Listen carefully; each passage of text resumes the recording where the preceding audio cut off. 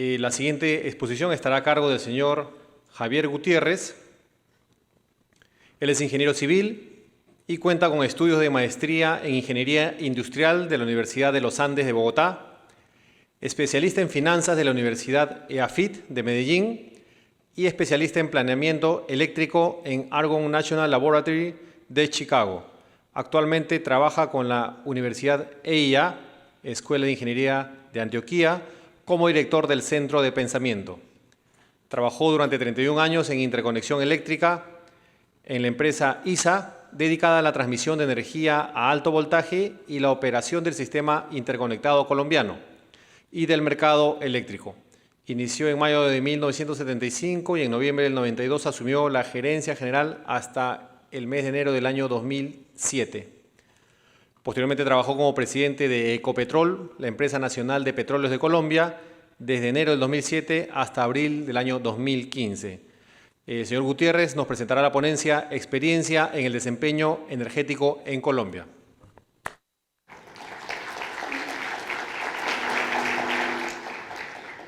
Buenas tardes. Muchas gracias a Ocinermin por la invitación para participar en este importante evento y felicitarlos. Me corresponde presentar la experiencia en el desempeño energético de Colombia. Para esta presentación, básicamente lo que vamos a hacer es guiarnos por el Energy Performance Index del World Economic Forum. Vamos a desarrollar cada uno de los tres ejes de la seguridad y acceso a la energía, sostenibilidad ambiental, desarrollo y crecimiento económico.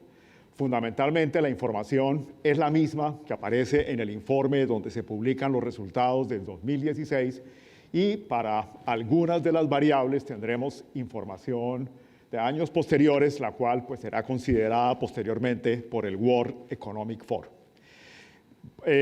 Alguna referencia muy breve complementando los comentarios que hizo el señor Roberto Boca sobre el EAPI 2016, y voy a hacer, digamos, una pequeña referencia al Global Competitiveness Index para ver un poco lo relativo realmente de estos índices. Colombia, como lo mencionaron esta mañana, ocupa el 8º lugar dentro de la clasificación de los 126 países y es el primer país en Latinoamérica con un índice global, como aparece en el centro del triángulo, de 0.75. Quien tiene el mayor índice combinado es 0.79. Otros países en Latinoamérica está, por ejemplo, Uruguay, que está en el lugar 10, Costa Rica, que está en el 13, y Perú, que está en el 20.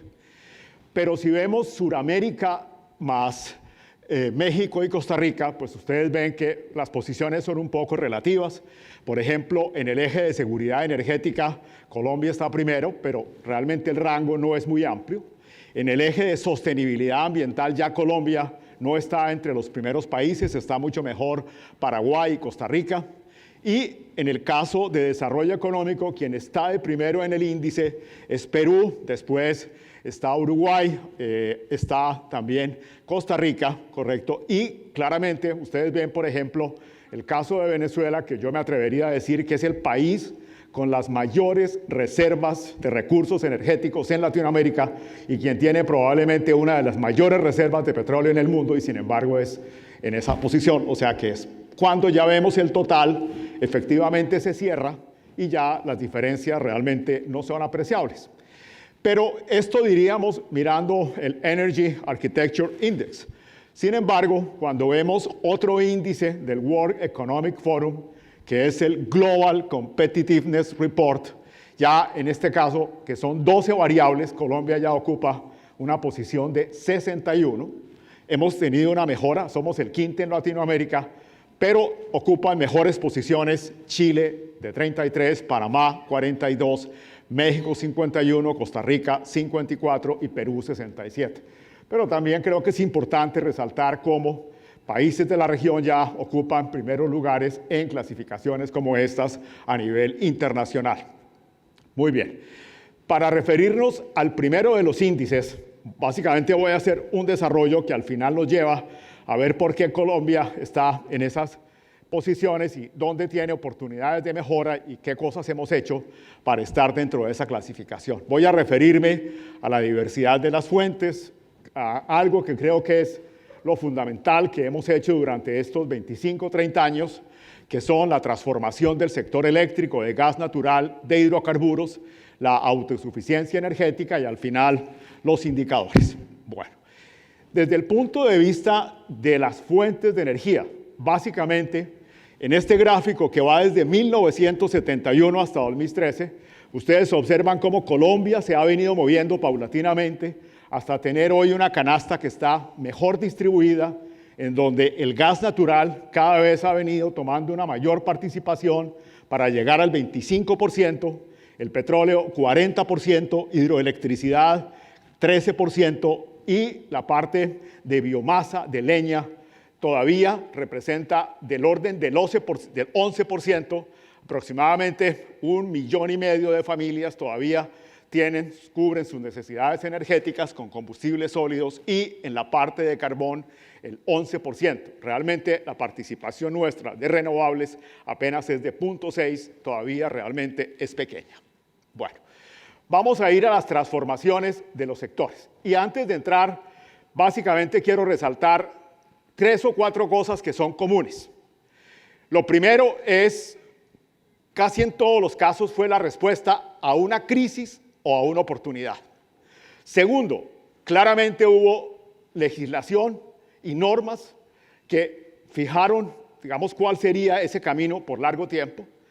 Tercero, la separación clara de los roles del Estado con los roles de los privados y claramente los incentivos claros para la inversión privada para que se pudieran desarrollar efectivamente las inversiones. Muy bien.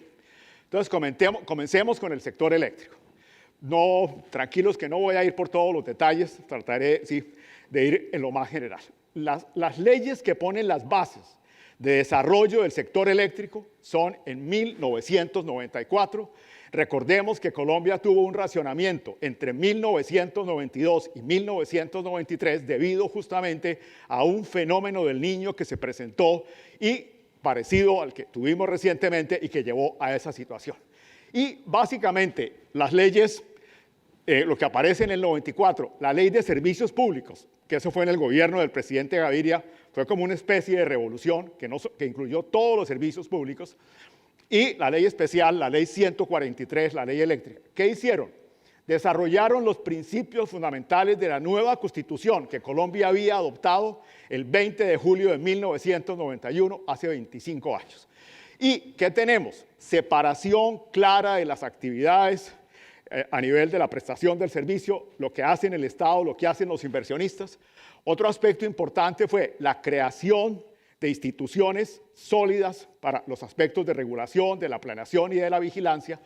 Pero también quiero anotar que estas regulaciones no se quedaron en ese momento, continuaron avanzando y posteriormente hay temas como el régimen tarifario o también lo que tiene que ver con el cargo por confiabilidad muy cuestionado después del Niño que tuvimos recientemente que afectó tanto a la región, o temas como la competencia en comercialización, la calidad del transporte, la calidad de la distribución. O sea, es una actividad que continúa permanentemente respondiendo a lo que es la evolución del mercado. Aquí ustedes ven la representación de lo que es el esquema, ¿correcto? Entonces, de una parte tenemos las funciones de dirección que están claramente en el Ministerio de Minas, como también en Planeación Nacional, el Ministerio de Hacienda. Ahí aparece la Comisión de Regulación, o CREG, que es tanto para energía como para gas. Es importante tener este aspecto en cuenta. Tenemos los organismos de control y vigilancia, propiamente para el funcionamiento, las superservicios a nivel de la competencia, la Superintendencia de Industria y Comercio. Tenemos la operación del sistema que es coordinada desde EXEM, que a su vez es una empresa de ISA en Colombia y que tiene el Consejo Nacional de Operación. La administración del mercado, que se creó en ese momento también operada desde EXEM, pero con la participación del Comité Asesor de Comercialización que está conformado por representantes de los agentes. Tenemos las 4 actividades que tienen su regulación cada una, de generación, transmisión, distribución, comercialización. Toda la parte de planeación, que es la unidad de planeación minero-energética, que hace la planeación para todos los sectores, que está adscrita al Ministerio de Minas y Energía, el Comité Asesor de Planeación, todos los inversionistas públicos y privados, así como también ya la parte de los usuarios finales regulados y no regulados. Digamos que este es el esquema que fundamentalmente opera para la prestación de los servicios de energía y gas, y esquemas similares se tienen para el resto de los servicios públicos. Consolidación de las instituciones y una política clara y las normas. Bueno, resultado de esto, ¿qué pasó? Fundamentalmente, el gran problema nuestro en 93-94 era no contar con la suficiente capacidad térmica para respaldar en las situaciones en que venía el Niño. Y ustedes ven, la capacidad pasó de 2.225 megavatios a 4.764 con un crecimiento del 114%. Igualmente, siguió la expansión de la generación hidráulica, unos 3.000 megavatios de 7.800 a 10.890, que es más o menos un crecimiento del 40%. Y este proceso ya se hace a través de subastas que se ofrecen para que se presenten ofertas y se escogen los mejores proyectos. En esta época se han escogido 24 nuevas centrales para ser puestas en operación mediante los sistemas de subastas, que incluye a su vez la remuneración a la energía firme y el cargo por confiabilidad.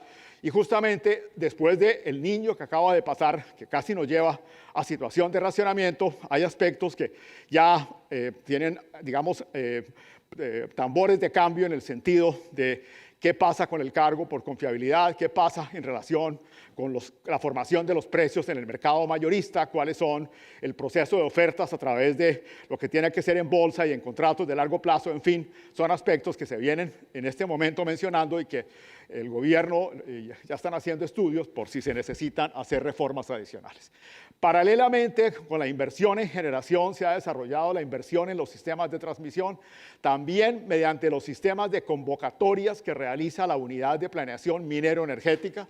Como ustedes pueden observar en el mapa, prácticamente todas las zonas de Colombia cuentan con anillos en 230.000 y 500.000 voltios que les permiten realmente tener unos niveles de confiabilidad y de seguridad importantes, máxime una situación de la que afortunadamente pues ya vamos pasando. En Colombia son famosos los ataques a la infraestructura eléctrica por las voladuras de las torres que colocan los grupos armados al margen de la ley, y no obstante, aún en situaciones como esas, el sistema es robusto y es capaz de atender la demanda.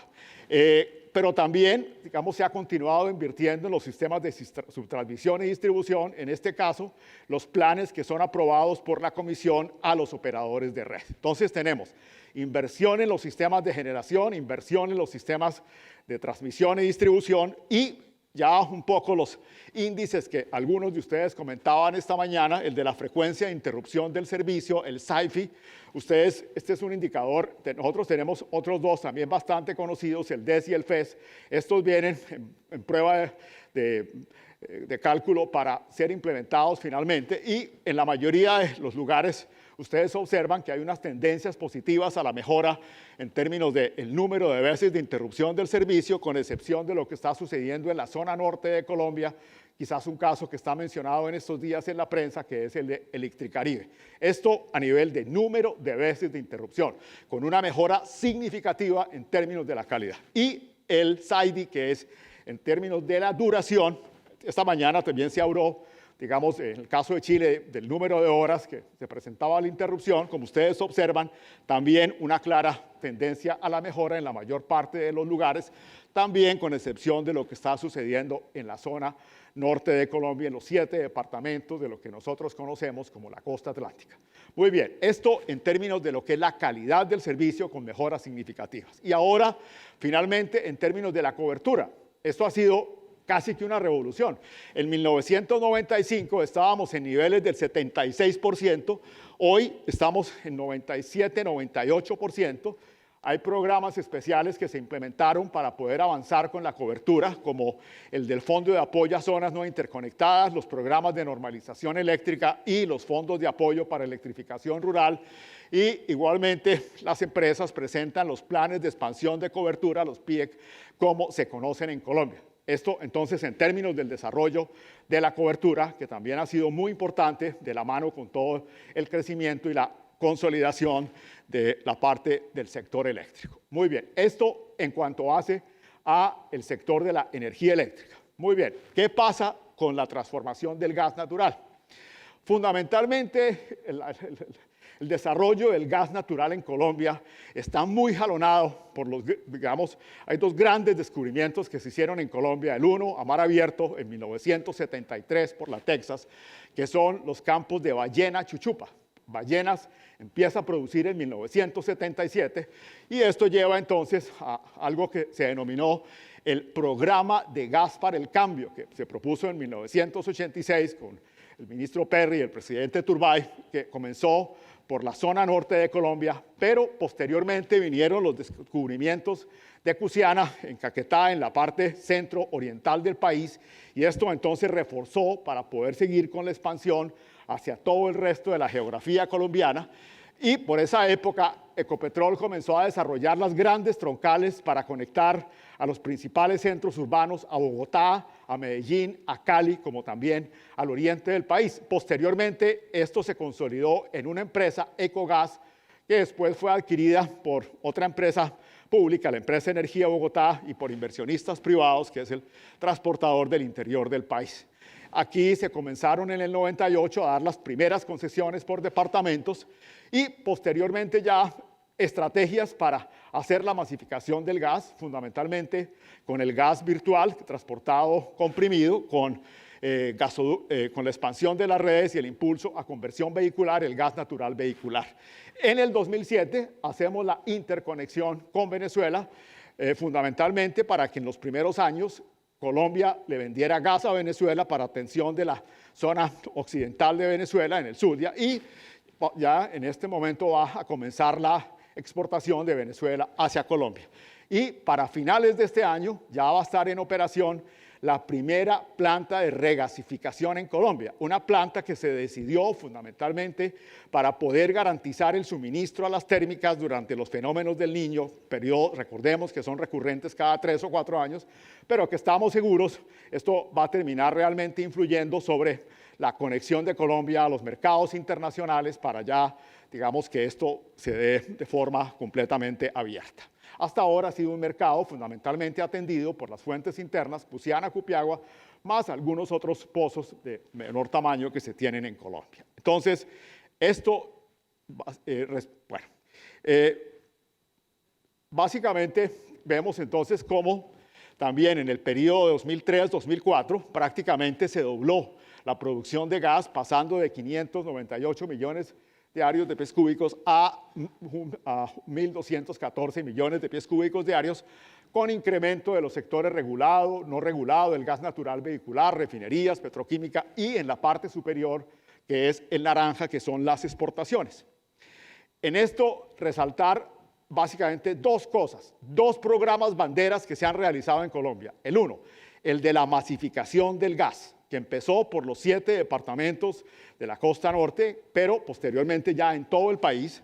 Y por un lado, ustedes tienen un crecimiento exponencial. Hoy en día son más de 8 millones de familias que son atendidas con gas, que en muchos casos también tienen la alternativa de utilizar otros energéticos y que le ha permitido a la gente tener combustible más económico y más eficiente para sus necesidades básicas de suministro. Y en el mapa que ustedes tienen, ahí claramente se observa la forma como igualmente se han venido expandiendo las redes, como les decía, para ir a los principales centros urbanos y desde ahí a su vez ir hacia las poblaciones cercanas, en algunos casos, como les mencioné, con el gas virtual, fundamentalmente.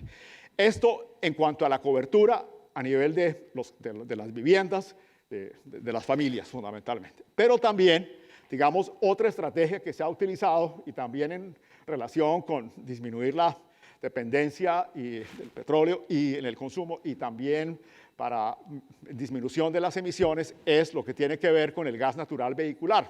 Ya son más de 500.000 vehículos que hacen uso de gas para básicamente el transporte y también se utiliza en los sistemas de transporte masivo, especialmente en el caso de Bogotá, Medellín, pero también en algunas otras ciudades. Digamos que estos son como dos aspectos realmente claves a destacar. Lo otro también importante es la influencia del gas licuado de petróleo inicialmente y luego del gas natural para disminuir el uso de los combustibles sólidos, especialmente la leña. Entre 1996 y 99, un programa para convertir 93.000 hogares a el uso del GLP, y posteriormente entre 2004 y 2005, 195.000, pero en la medida en que ya las redes del gas se han venido extendiendo, pues ya se ha ido reemplazando paulatinamente el GLP por el gas en la medida que va llegando a las redes. Digamos entonces, en lo que tiene que ver con el gas. Y finalmente, la transformación en el caso de los hidrocarburos. Hacia finales de los 90, principios de este siglo, había una preocupación muy grande en Colombia porque se observaba que estaban disminuyendo paulatinamente las reservas como la producción y se estimaba entonces que para el año 2009 ya sería necesario importar crudo para operar las refinerías, así como también para abastecer nuestras necesidades con productos. Entonces, desde el gobierno del presidente Pastrana en 1998-2002, se venían implementando una serie de medidas como cambios contractuales, mejoras en los términos fiscales, ajustes en el sistema de regalías y la agilización de trámites, especialmente en la parte ambiental. Pero en el 2002, que este panorama era más crítico, cuando llega el gobierno del presidente Uribe, haciendo uso de las facultades especiales para la reforma del Estado, desde el Ministerio de Minas y Ecopetrol se promovió la reforma del sector que llevó fundamentalmente entonces a que se diera la transformación de Ecopetrol y se creara una nueva organización, una nueva institución, la Agencia Nacional de Hidrocarburos, responsable por la administración de las áreas, la administración de los contratos, así como también con la promoción de los recursos hidrocarburíferos en Colombia. Y básicamente Ecopetrol quedó como un jugador más sin ningún privilegio respecto a ninguna otra de las compañías. Sí se le dejaron los contratos de asociación y las áreas que en ese momento tenía de operación para continuar con la producción de ambos, básicamente, ¿de acuerdo? Entonces, este es, digamos, la esencia misma de la transformación, que es ese cambio de Ecopetrol con la creación de la Agencia Nacional de Hidrocarburos y Ecopetrol se convierte ya como una empresa más fundamentalmente. ¿Qué otros aspectos estaban incluidos, digamos, en general en la reforma?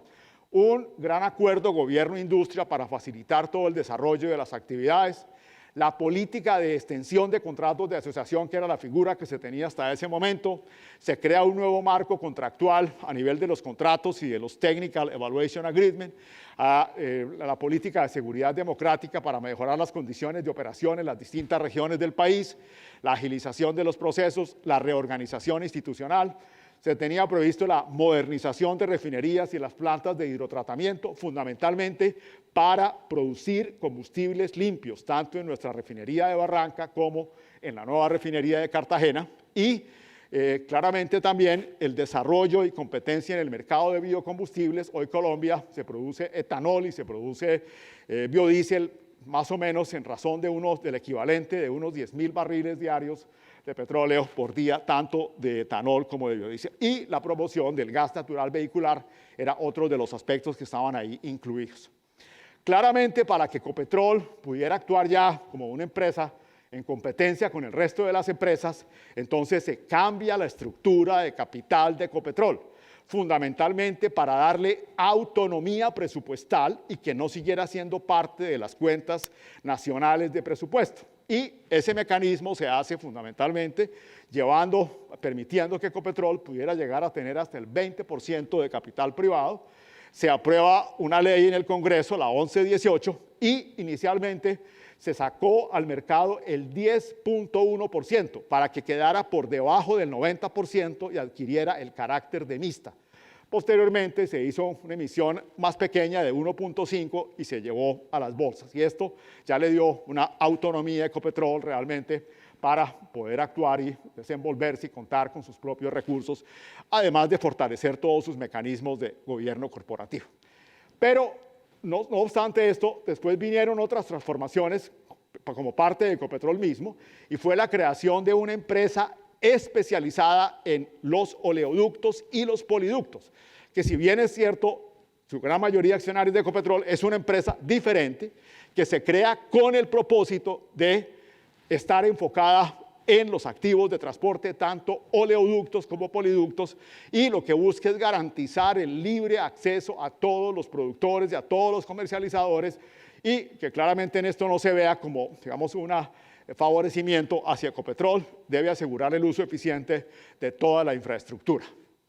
Bueno, si después de haber visto, digamos, lo que ha sido esta transformación de la electricidad, del gas y de los hidrocarburos, vemos que es un proceso de expansión que se consolida prácticamente en 2-3 décadas.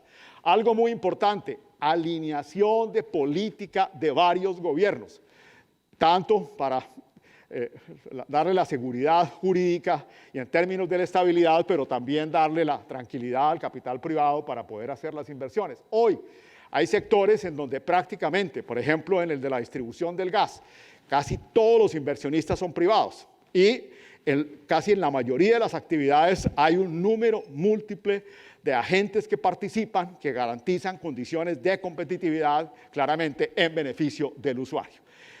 Algo también importante es el marco regulatorio para hacer competitivas las empresas públicas. Ustedes saben, varias de las empresas en las que yo trabajé, ¿sí? Por ejemplo, fueron empresas que continúan siendo mayoritarias del Estado, pero que también tienen participación privada y que han ido a la bolsa.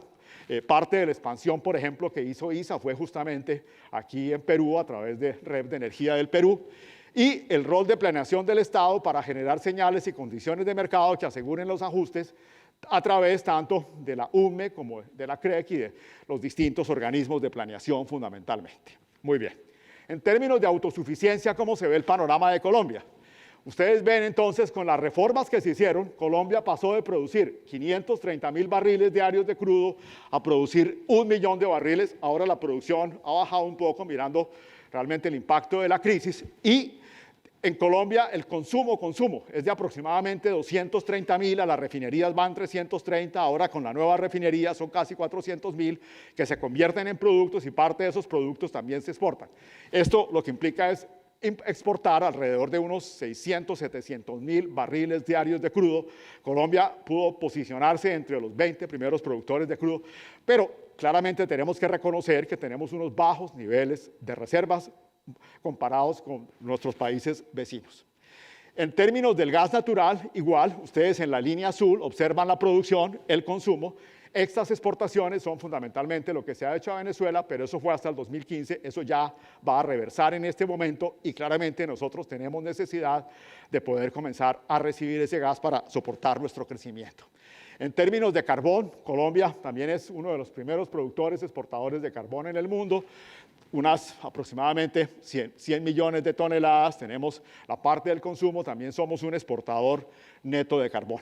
Esto en la parte de energía eléctrica, se ve también el crecimiento sostenido y la diferencia corresponde básicamente a las exportaciones, que aquí aparecen un poco más en detalle. Tenemos interconexiones tanto con Venezuela como con Ecuador y son muy importantes especialmente para manejar situaciones de crisis, situaciones de excedentes y coyunturas.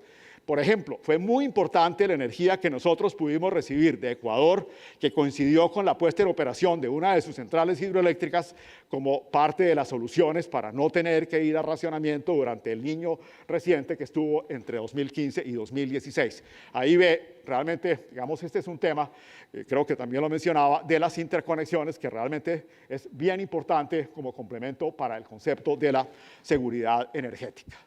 Muy bien, claramente el aspecto en donde tenemos un camino largo por recorrer, apenas estamos iniciando, es en el de las energías renovables. Tenemos la ley 1715 de 2014, que para promoción de las fuentes no convencionales, se han reglamentado una serie de mecanismos e incentivos que apenas, digamos, comienzan a aplicar y ya hay algunos proyectos que se están presentando. Tenemos una central eólica en La Guajira, en la parte norte, que es de Empresas Públicas de Medellín, y estamos seguros que con el cambio climático y las metas de reducción, pues creo que va a haber un impulso importante al desarrollo de las energías renovables. Pero en esto realmente es uno de los aspectos en donde tenemos un largo camino por recorrer y aprender de las experiencias de otros países. Muy bien, entonces, ¿qué podemos, digamos, unos comentarios finales en esta parte? La transformación de los sectores gas natural y hidrocarburos hoy le permite a la Colombia contar con seguridad energética y, digamos, una cobertura en servicios que facilite el acceso a diversas fuentes de energía para los usuarios. La autosuficiencia energética coloca a Colombia en un lugar competitivo en el contexto, pero es de advertir que nuestras reservas de petróleo y de gas vienen cayendo y son relativamente pequeñas, vista realmente a corto plazo, 5 o 6 años. Ahí hay que seguir invirtiendo para asegurar reservas hacia el futuro. Y hacemos énfasis en la importancia de los sistemas de interconexión a nivel regional como aspecto fundamental para la seguridad energética. Muy bien, entonces, ¿cómo pone esto a Colombia en el contexto de seguridad y acceso a la energía en el EAPI? Hay una variable de nivel y calidad de acceso. A nivel de electrificación, tenemos el 97, que nos pone en posición 97, quienes están mejor tienen 100%. Calidad del suministro eléctrico, estamos en una categoría de 1 a 7 en 5, quien mejor es en la posición 56, quien mejor está con 6,8. En porcentaje de población usando combustibles sólidos, 14%, posición 78, quien mejor está en 0. De diversidad de suministro, este es el índice Herfindahl, estamos en punto 15, ahí hay una buena posición, que es 19%, en el lugar 19, quien mejor está en punto 09. A nivel de autosuficiencias, ustedes vieron, somos exportador neto, entonces tenemos menos 294%, estamos en una posición de 9, y quien mejor exporta el menos 818, mirado en ese sentido. Y a nivel en la parte de las contrapartes, realmente nuestras importaciones vienen fundamentalmente de combustibles de bajo contenido de azufre para mezclar con los que producimos en Colombia, como también el diluyente para el transporte de los crudos pesados, que es lo que hoy en día más produce Colombia. Más del 50-60% de nuestros crudos ya son crudos pesados, que vienen fundamentalmente de los Estados Unidos. Por eso la calificación es punto 63, nos deja en una posición 112, quien mejor está en el punto 05. El total del objetivo es punto 84, que nos deja en el lugar 21, quien mejor está en punto 95. Esto en cuanto a seguridad y acceso a la energía. Muy bien. En la parte de sostenibilidad ambiental, bueno, marco normativo, evolución de la calidad de los combustibles, emisiones de la generación eléctrica, Colombia frente a COP21 y estrategia de desarrollo de bajo carbono. Igual, hay un relativo largo desarrollo en términos de la normatividad, en lo cual quiero resaltar en la parte roja, primero, las primeras manifestaciones en cuanto a contaminación atmosférica a finales de los 70, pero quizás el instrumento fundamental en rojo, la Ley 99 de 1993, que es la Ley de Medio Ambiente, que eso, digamos, también surge a raíz de la nueva Constitución, que es juzgada como una Constitución que favorece muchísimo los aspectos ambientales. Y aquí ya se hablaba del aire. Y creo que en términos de leyes específicas, en el 2008 está la ley para el mejoramiento de la calidad de los combustibles. Y ahí también tenemos los límites para las emisiones de fuentes fijas y las emisiones de contaminaciones. Haría énfasis fundamentalmente en esos aspectos. Con base en eso, Colombia ha venido configurando un sistema de gestión e información de calidad del aire que es gestionado por el IDEAM, que es el Instituto de Hidrología, Meteorología y Estudios Ambientales de Colombia. Participan 23 ciudades, 33 corporaciones regionales, 7 unidades ambientales y las empresas y los sectores reportando la información. Este es el sistema de información de calidad del aire. Las fuentes fijas aportan, digamos, los mayores niveles de inventario a nivel de partículas en suspensión, PM2.5 y PM10. Y las fuentes móviles o el transporte, el mayor volumen de PM10.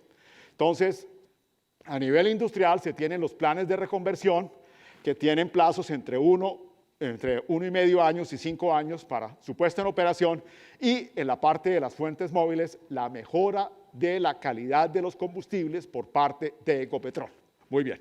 Entonces, ¿en qué consistió esa mejora? Aquí tenemos fundamentalmente el diésel. En el 90 todavía estábamos en 5.000 partes. Hubo un momento importante de cambio en el 2001 con la entrada de los sistemas de transporte masivo, entonces se tuvo dos calidades, una para los sistemas de transporte masivo y otra para el resto de la distribución. Y ya posteriormente, entonces en 2009, 2010, ya se generaliza y pasamos a tener un diésel de menos de 50 partes por millón. En Colombia se tiene planta de producción de combustibles de bajo contenido de azufre en Barranca Bermeja, unos 60.000 barriles de gasolina, 20.000, pero con la nueva refinería que se puso en operación en Cartagena, son 90.000 barriles más de diésel de menos de 10 partes por millón y unos 40.000 barriles, 50.000 de gasolina de menos de 30 partes por millón. Igualmente mencionar aquí la adición del biodiesel, que hoy es 8%, o sea que es un biodiesel, un B8 fundamentalmente. Entonces, este es el recorrido, un recorrido, digamos, de unos 10, 11 años para llegar a un diésel de menos de 50 partes por millón de azufre. Y en la parte de la gasolina es algo similar, eliminación del plomo, reducción de la volatilidad, mejora del octanaje, reducción de azufre. Aquí realmente el límite superior está en 300 partes por millón, aquí todavía hay un camino por recorrer en diésel, sí ya se está en un buen nivel de calidad. Esto en cuanto a la mejora de la calidad de los combustibles. Hoy ya podemos producirlo todo. Antes teníamos que hacer las importaciones para mezclar con el que se producía y poder entregar en la distribución en todos los lugares de Colombia menos de 50 partes por millón. Las emisiones de la generación eléctrica, correcto, de CO2. Muy bien, el 70% de la capacidad es hidroeléctrica. Pero cuando vienen los fenómenos del Niño, como el 2015, entonces esa generación pasa del orden del 68 al 70% a ser del 50% la generación hidroeléctrica y se aumentan entonces ya la parte correspondiente a las emisiones que pasan de 0.173 a 0.343 gramos por cada kilovatio hora fundamentalmente. Aquí tenemos los 3 años y ustedes ven la diferencia de las barras verdes de cómo entonces se dobla prácticamente esas emisiones que se hacen en generación eléctrica. Este es un gráfico, digamos, de un informe de Planeación Nacional que muestra esa evolución entre 1990 y 2012. En la parte de energía en azul le corresponde aproximadamente un 43,6 y en la parte de agricultura, silvicultura, otros usos de la tierra, un 43 como las componentes más significativas en términos de las emisiones. Colombia, que tiene, digamos, unas emisiones del orden de 224 millones que representan un 0.46 de las 49.000 toneladas que se tomaron como nivel de referencia 2010, está comprometida con la adaptación al cambio climático y ha hecho un compromiso de reducir las emisiones de gases de efecto invernadero en un 20% para el 2030, lo cual, como muestra la gráfica, equivale a reducir 66.5 millones de toneladas. Tal como lo mencionaba esta mañana el señor Xavier, claramente Colombia ha pedido una ayuda económica para poder cumplir con ese compromiso que le implica esa reducción del 20% como efectivamente se ha ofrecido. Y tenemos la estrategia de desarrollo bajo en carbono, que es fundamentalmente un programa que busca desligar lo que tiene que ver las emisiones de efecto de gas invernadero con el crecimiento económico, con implementación de medidas a nivel sectorial que permitan entonces maximizar la carbono eficiencia de la actividad. Participan distintos, la industria, la energía, minería, transporte, vivienda, residuos, agricultura, distintos sectores con el liderazgo de los ministerios del ramo. Esto, básicamente, resaltar el desarrollo normativo, la mejora de la calidad de los combustibles, modernización de refinerías, actualización de parque automotor, reconversión industrial y el compromiso que tiene Colombia con el COP21. ¿Cómo estamos a nivel de los indicadores? Este es claramente el eje en el que más tenemos que mejorar. Están fuentes bajas en carbono, básicamente hidroelectricidad y la biomasa. Y a nivel de los impactos de emisiones de CO2 de generación, estamos en una posición buena, el 27,182 en emisiones de metano, 74,29, óxido nitroso es bajo, 0,01, lugar 19, PM2.5, 13, lugar 39, y eficiencia promedio en consumo de combustible, hay un aspecto mucho por mejorar, uno por el estado del parque automotor, otro por las vías y también por la topografía del país. Colombia tiene 0.67, quien mejor está en 0.90. Aquí tenemos mucho por mejorar, sin embargo, pues aparecemos como primero en la clasificación. O sea que, como decía esta mañana el señor Roberto Boca, pues es relativo y sí muestra las posibilidades. Finalmente, en términos del eje de desarrollo y crecimiento económico, demografía, exportaciones, precios, energía y indicadores. Bueno. Colombia es un país de 49 millones de habitantes, un país con más de 20 ciudades de 350.000 habitantes, unas 10 con más de 1 millón de habitantes. Las principales exportaciones, petróleo y gas, pero también café, flores, banano, manufacturas de cuero y otros productos. El Producto Interno Bruto ha estado creciendo alrededor de valores de 4,5%, pero ha caído en el 2015 a 3,1 y para este año se espera que sea 2,5. Y claramente, digamos, el tipo del cambio sí ha sufrido, digamos, un incremento importante. El que está en un gris claro es el de la región, mientras que Colombia es el negro. Pero no obstante eso, se ha venido dando una recuperación y ya se observa en indicadores como el de la tasa de desempleo, que sigue disminuyendo, no al mismo ritmo, pero que continúa disminuyendo. En este gráfico tenemos la participación de la actividad petrolera en el Producto Interno Bruto. Y ustedes observan que pasamos de un valor de producción de 13,3 billones a 27, estos son un incremento de 2% del PIB, de 3,5 a 5,5. Y en términos de los ingresos del gobierno central, pasamos fundamentalmente de representar un 10 a un 23% fundamentalmente, ¿de acuerdo? Que muestra realmente todo lo que hizo el sector, especialmente en el sector petrolero, y su impacto realmente en términos de la economía. Esto son básicamente las exportaciones de Ecopetrol, en promedio 600.000 barriles, pero importa en productos y diluyente unos 200.000. Y entonces aquí vemos la situación de la balanza comercial, que igualmente permitió llegar casi a 60 billones de dólares del periodo 2005-2006. En la parte verde, ustedes ven la balanza que fue positiva hasta el año 2013, ya en 14 y 15 debido al impacto del precio del petróleo, pues hemos vuelto a una balanza negativa, pero que muestra realmente el gran impacto que tenía el sector energético. En Colombia, los precios de los combustibles siguen siendo subsidiados, lo cual no quiere decir que los precios estén por debajo de los internacionales, están por encima de los internacionales. Un galón de gasolina, dicen en Colombia, vale 2,50 a $3, porque la carga impositiva es del orden del 35-40%, pero al refinador y a los importadores se les reconoce el precio de paridad internacional que es cubierto con recursos de la nación, fundamentalmente. Hoy realmente esos subsidios son pequeños y hay momentos en los que prácticamente se ha estado por encima de los precios internacionales.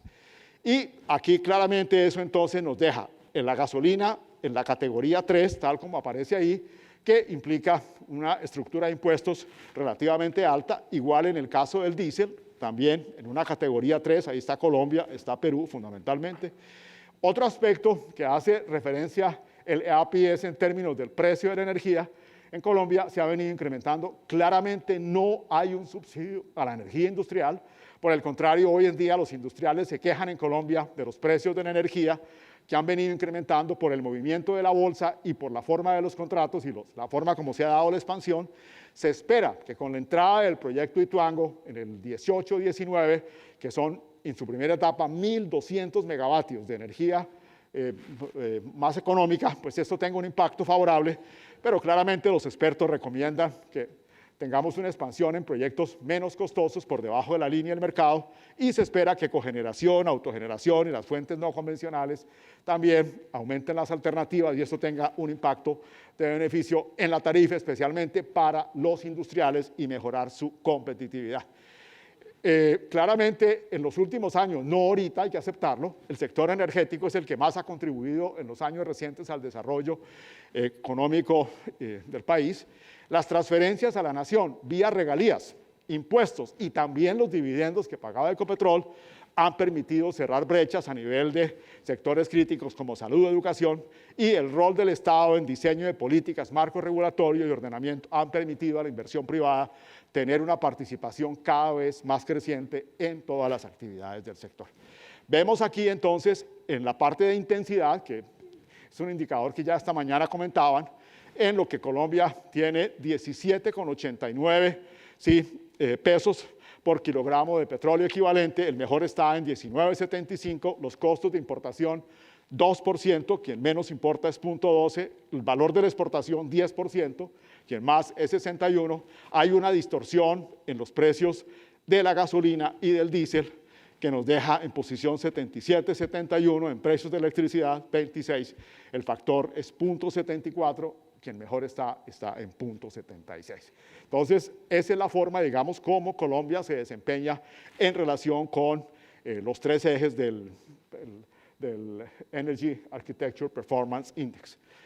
Para concluir, un comentario: Colombia debe aprovechar su diversidad de fuentes de energía hídrico, solar, petrolero, gasífero, carburífero, de gas natural y otras, para mantener su seguridad energética, cumplir con los objetivos de desarrollo del milenio, con el COP21, y que la energía pueda seguir siendo motor de desarrollo en el país. Como ven, pues son muchas las oportunidades que tenemos por mejorar, hay algunos aspectos positivos, pero todavía hay un camino por recorrer. Muchísimas gracias.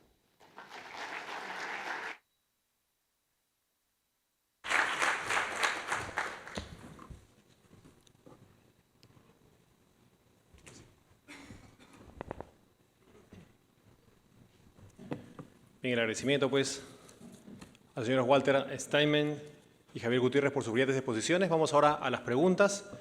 Nos han hecho llegar varias consultas y, sin embargo, por cuestiones de tiempo, hemos elegido algunas que son representativas en realidad. Y igual resaltar que las preguntas en específico, aquellas personas a las que no se les responda en este espacio, se le va a hacer llegar pues, a su correo electrónico la respuesta precisa. Bien, tenemos dos preguntas para cada uno de los expositores, ¿sí? Iniciamos con el señor Walter Steinman. En su opinión, ¿cuál sería su recomendación de matriz energética futura del sector eléctrico peruano para los próximos 30 años, considerando que hoy tenemos 50% de hidroeléctricas, 46% de centrales térmicas a gas natural y 4% renovables no convencionales? Esto considerando los efectos del cambio climático que afecta el régimen de lluvias y la desglaciación por encontrarnos en zona tropical.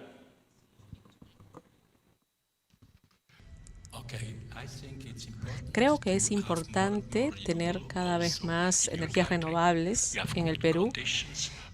Tienen buenas condiciones, tienen mucha energía hidroeléctrica. En segundo lugar, hay oportunidades en eólica y fotovoltaica, y creo que también es momento de ver lo que está ocurriendo en los recursos geotérmicos.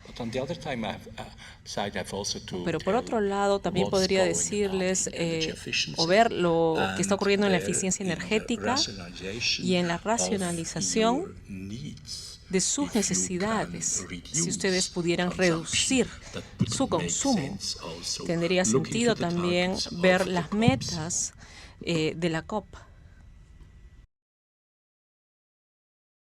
Muchas gracias. Pasamos ahora a una pregunta para el señor Javier Gutiérrez. En el tema de hidrocarburos, ¿en qué consiste la política de seguridad democrática implementada en Colombia respecto a CENIT, entidad creada para gestionar los activos de transporte de hidrocarburos? ¿Cómo funciona y contribuye a mantener las instalaciones en buen estado de funcionamiento?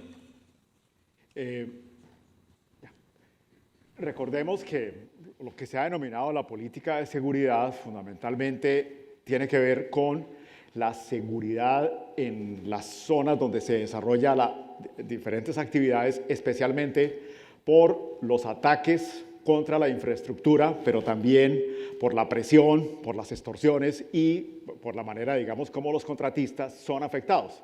Entonces, claramente, una de las medidas que se tomó durante el gobierno del presidente Uribe, pero que continuó durante el gobierno del presidente Santos y que ahora esperemos que cambie de manera definitiva con el proceso de paz, fue justamente cómo se podía garantizar que las empresas sí pudieran desarrollar la actividad sin que tuvieran esas afectaciones. Y efectivamente se logró una mejora muy significativa en esas condiciones de seguridad. Pues digamos, ahora que se comenta tanto en Colombia respecto al proceso de paz, prácticamente, digamos, muchas de las reseñas que se hacen, se ve como paulatinamente los distintos gobiernos, desde el presidente Virgilio Barco, y no solamente él, sino Belisario, fueron todos dejando como su contribución para que efectivamente estuvieran dadas las condiciones para que el presidente Santos pudiera gobernar, pudiera ahora hacer el proceso de negociación de paz.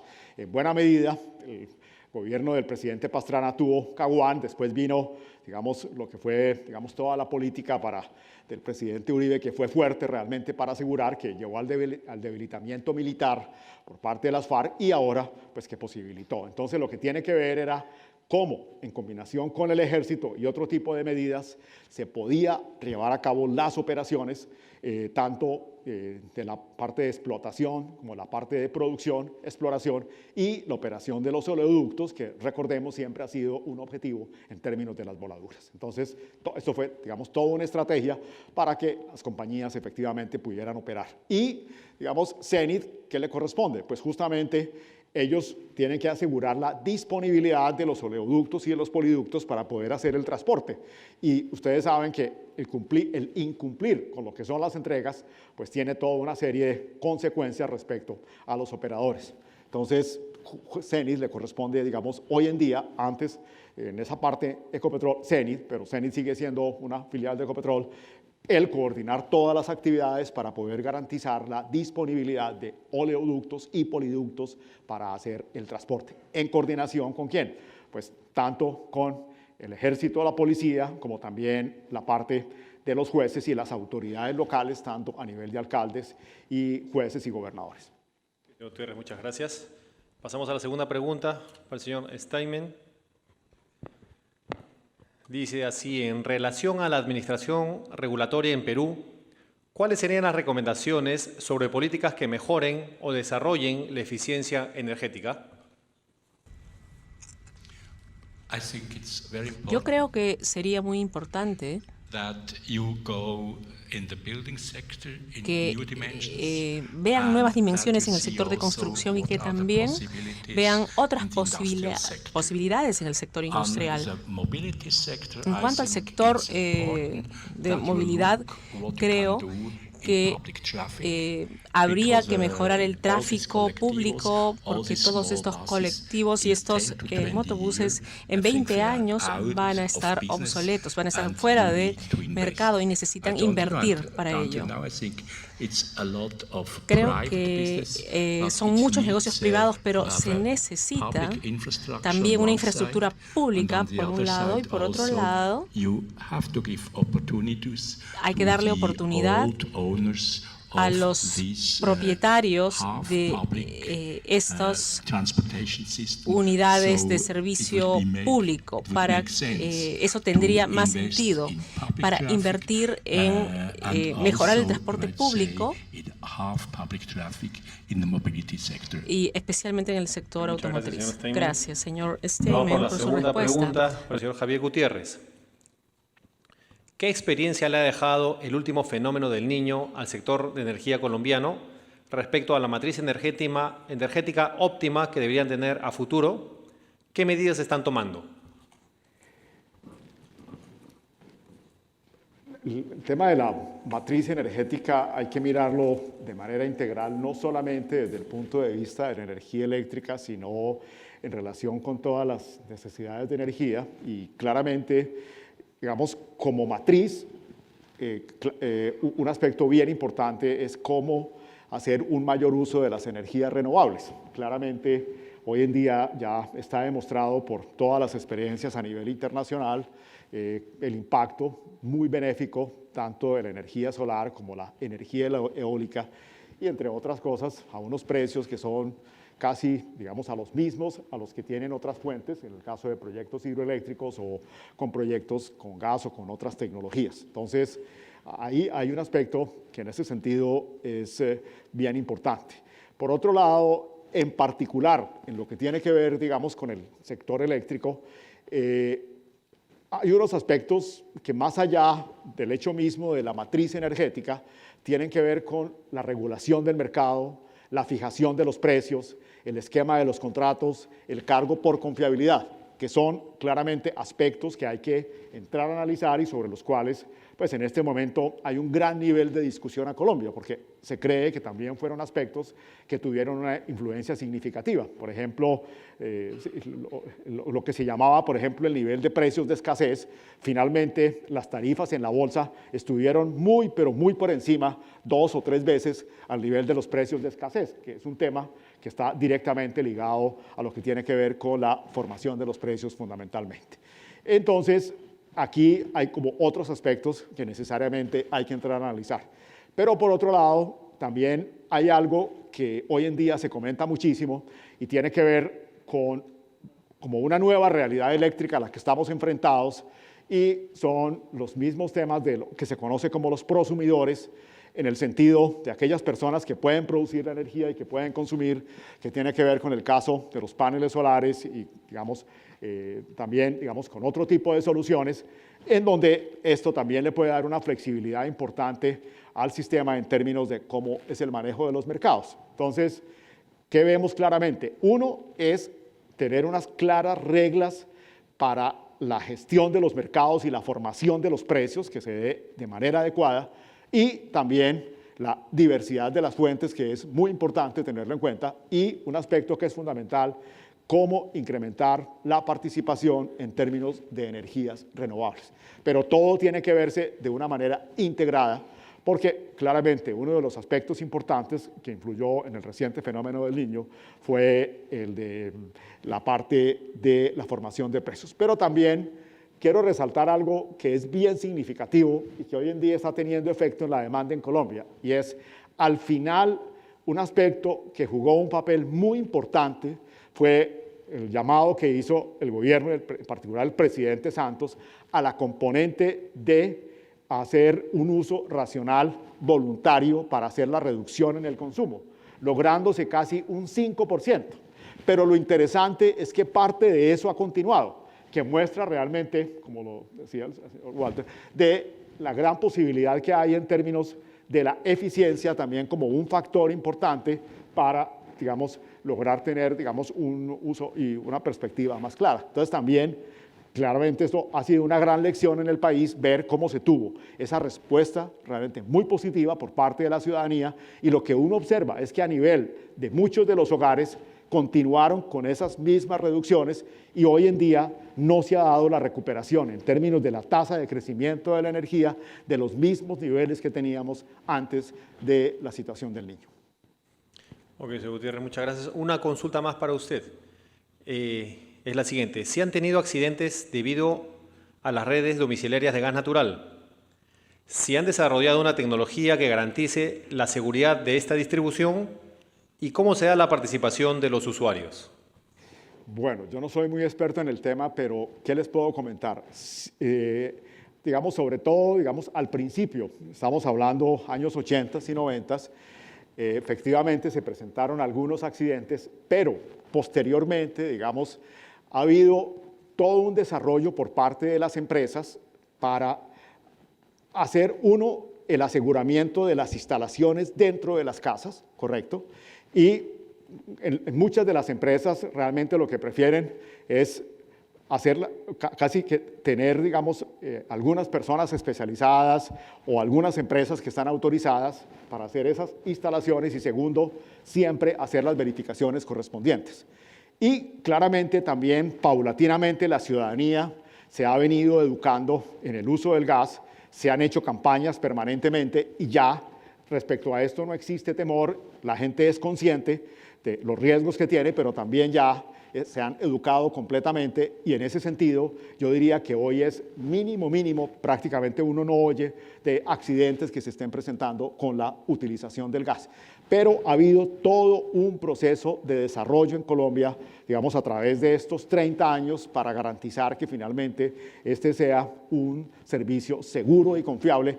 Y una cosa muy importante, que es económico. Entonces, realmente lo que vemos es que esto comparado con lo que costaría ese mismo servicio en energía eléctrica, correcto, o con la seguridad que brindan otros energéticos, es muchísimo mejor y también es más económico. Entonces, también ha permitido generar mucho bienestar para las familias y uno de los mejores índices, por ejemplo, es que la cartera que se tiene a nivel de la prestación del gas es prácticamente mínima, que eso demuestra en buena medida la satisfacción que tiene la gente respecto a la buena calidad de este servicio. Este servicio en Colombia es prestado por, yo diría, por lo menos 20 o 25 empresas distintas en las diferentes regiones del país. Y por otro lado, recordemos que nosotros tenemos también la CREC para la expedición de las normas y la Superintendencia de Servicios Públicos que está vigilando respecto a la calidad y el cumplimiento de las normas que también han ayudado mucho en este sentido. Bien.